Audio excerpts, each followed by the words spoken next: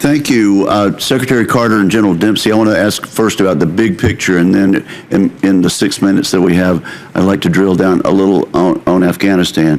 Last week, Director of National Intelligence James Clapper spoke to us, and he said, among other things, unpredictable instability is the new normal. And Secretary Carter, I think this is what you and Senator Inhofe were talking about when you said we used to know the exact threats, and it was one big threat, and now it's unstable, and unpredictable.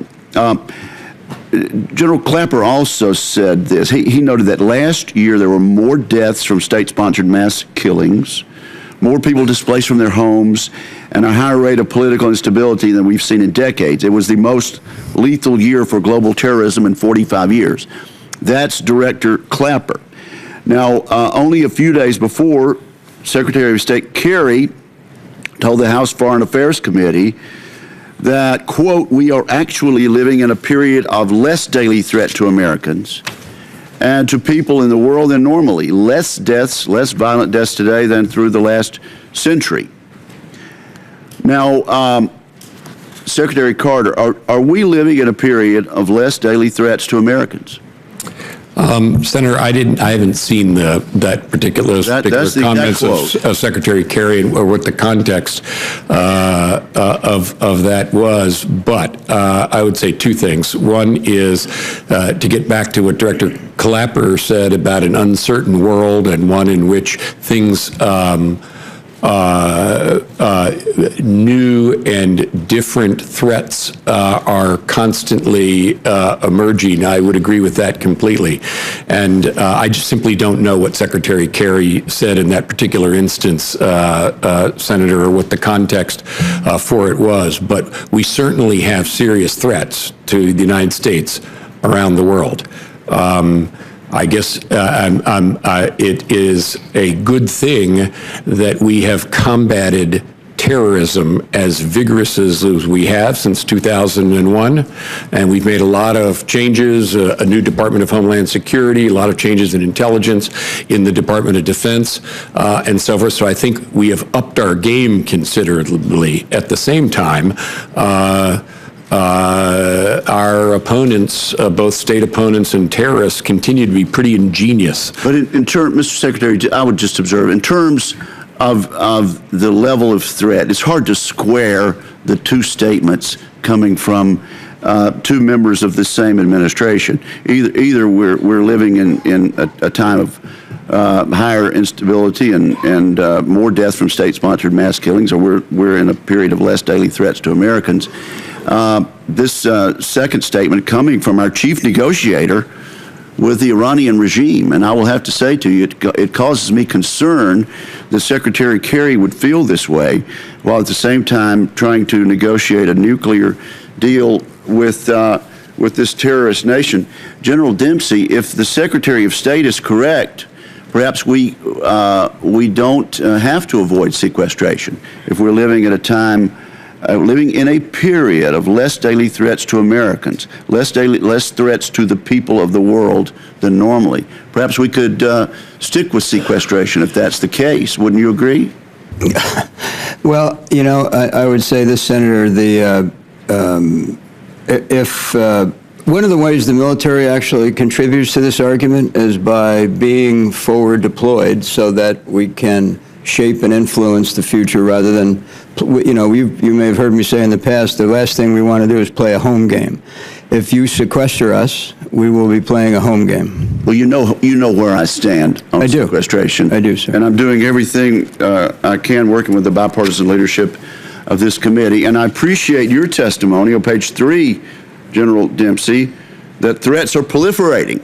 It seems to me that that's what's obvious out there. It does concern me, though, when the Secretary of State completely misses the point, as demonstrated by the juxtaposition of Director Clapper's statement and the Secretary of State's statement.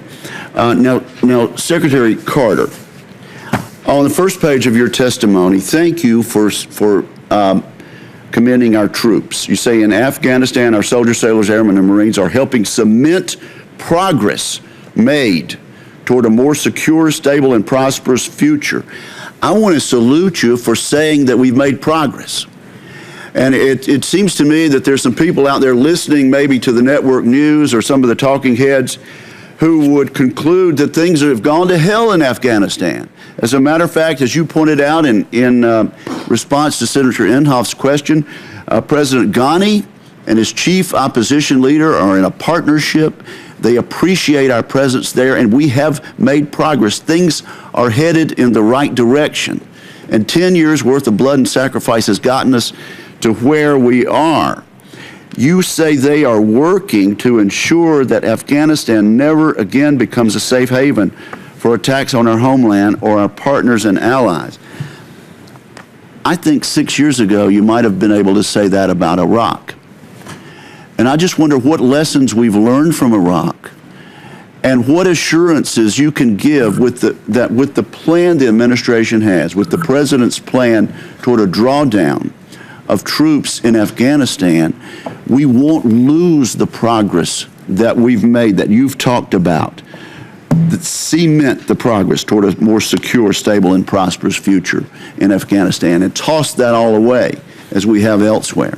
Thank you, Senator. And we do have the opportunity to cement it.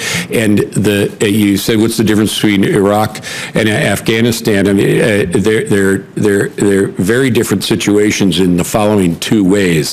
The first is that we, as President Ghani clearly indicated to me, but he said this publicly, he wants us there. We have a willing partner. We have a bilateral security agreement, which we didn't get with Iraq, welcoming us to stay in Afghanistan. That's the first thing. And the second thing is we have a partner in President Ghani, and you mentioned Dr. Abdullah, the chief executive officer, and that's an important point, as you note.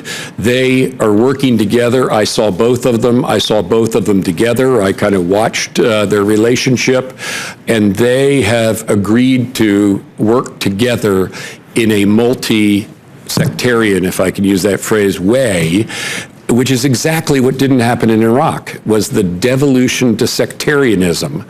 And that is what led to the opportunity that the cruel force of ISIL represented or exploited, and to the situation we're now in. So we have an opportunity in Afghanistan for those two critical reasons that are so different from Iraq to get an outcome that really is cemented. General, would you like to comment on that?